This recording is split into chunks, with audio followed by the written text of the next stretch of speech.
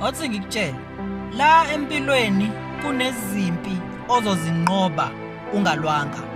Kunezitha zakho ozozinqoba ungakaze uze ulwe nazo. Noma ngabe kuthiwa zikhulume ini, kodwa wena utholakale kungekho okushoyo. Noma zenza ini, kodwa wena utholakale kungekho okwenzayo back. Uyinkinga umuntu othi uma ulwa naye engasho lutho. Uyinkinga umuntu othi uma ulwa naye engaphindiseli. Uyinkinga umuntu othi uma umbhalela imessage umthuke engaphenduli lutho ngoba awazi noma uyifundile yini.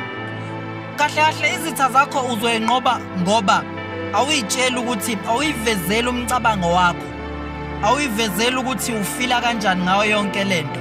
Utholakala uhappy nje and imood yakho itholakala imood efanayo ngaso sonke isikhathi.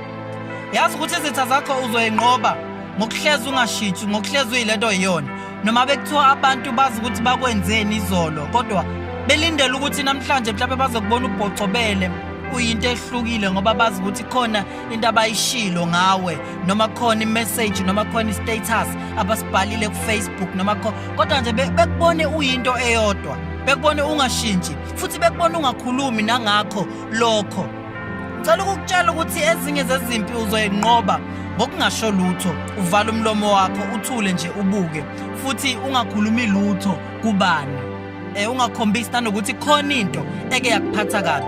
Uvuke nje ekseni uyigcobele ube muhle uyifakile imakeup yakho ugqoke ismile sakho uhambe, then isona sikhali esidlula zonke izikhali ekhona emhlabeni lezo sokuthula uvala umlomo wakho.